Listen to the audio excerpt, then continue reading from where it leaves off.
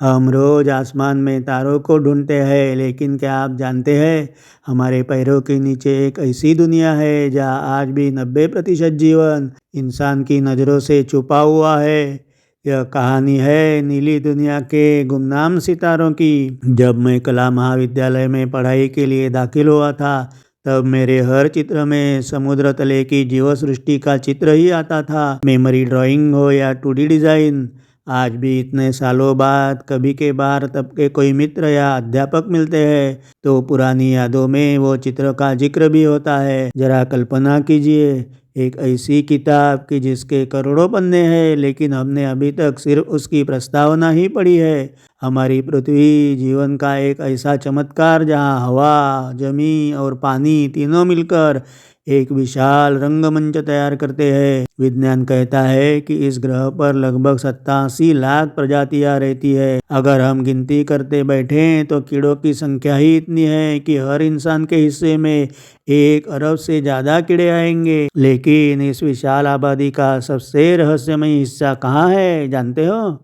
वह है नीला समुंदर। पृथ्वी का 70% हिस्सा जो हमारे लिए आज भी किसी दूसरे ग्रह जैसा अनजान जो है। वैज्ञानिकों का अनुमान है कि समुद्र में लगभग 22 लाख प्रजातियां मौजूद है। लेकिन क्या आप जानते हैं, इनमें से केवल 2.5 लाख प्रजातियों को ही खोजा गया है। यानी अब तक 90% समुद्री जीव विज्ञान की नज़रों से ओझल जो है। यह मेरी मनगढ़ंत बातें नहीं, गूगल बाबा की विशाल काय ज्ञान गुफा में उनके एआई सुपुत्र जेमिनी के पास यह सत्य आज भी मौजूद है। हर साल जब हम हजारों नई प्रजातियां खोजते हैं तो हमें एहसास होता है कि आज के पहले हम कितना कम जानते थे। समुद्र केवल मछलियों का घर नहीं है, यह सूक्ष्म जीवों का एक ऐसा साम्राज्य है जहाँ 90% बायोमास उन नन्हे बैक्टीरिया का है जिन्हें हम देख भी नहीं सकते। चलिए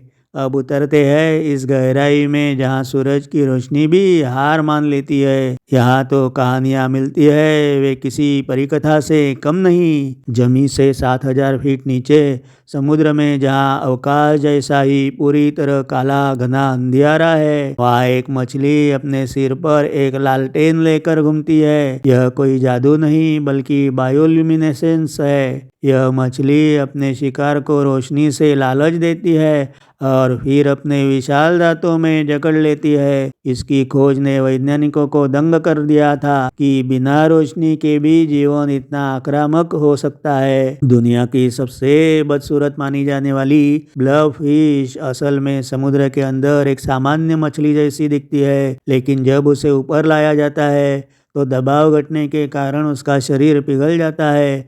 यह हमें सिखाती है कि प्रकृति ने हर जीव को उसके प्रेशर के हिसाब से सटीक बनाया है। क्या इस अनंत कोटि ब्रह्मांडों में कोई जीव सचमुच अमर्त्य है कि अमर्त्य होना सिर्फ एक कवि कल्पना ही है?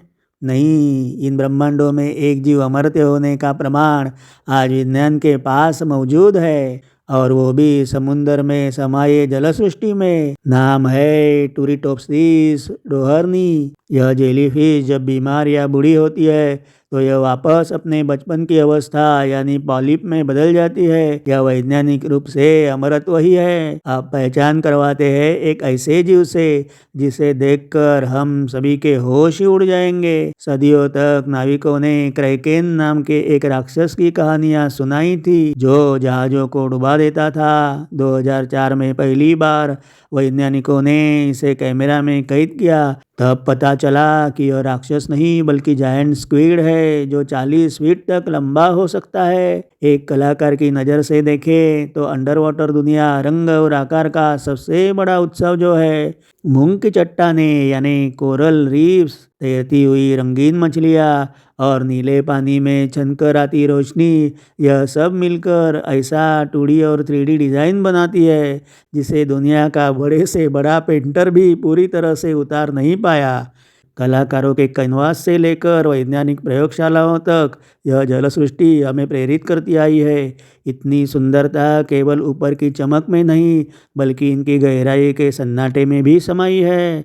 मतलब ब्रह्मांड के विशाल तारों तारिकाओं में और समुद्र की लहरों में एक समानता है, दोनों ही अनंत है। आज जब हम चांद और मंगल पर जीवन ढूंढ रहे हैं, हमें यह नहीं भूलना चाहिए कि हमारे अपने ही ग्रह के विशाल महासागरों में अभी भी शायद लाखों एलियंस हमारा इंतजार कर रहे हैं। प्रकृति की यह अद्भुत रचना हमारा गौरव भी है और जिम्मेदारी भी। अगली बार जब आप समुद्र को देखें तो याद रखिए, आप सिर्फ पानी को नहीं बल्कि एक ऐसे रहस्य को देख रहे हैं जिसे 80% अब तक सुलझाया नहीं है। हमारा आज का वीडियो अच्छा लगा तो इसे लाइक और चैनल को सब्सक्राइब कीजिए और अपने मित्रों और परिवारजनों के साथ शेयर कीजिए। ऐसी अनोखी मज़ेदार जानकारी और मेरी जीवन के हर कोने को छू लेने वाली कविताओं के लिए देखते रहिए वर्ड्स वाइज। मिलते हैं कल, तब तक राम राम, जय सिया राम।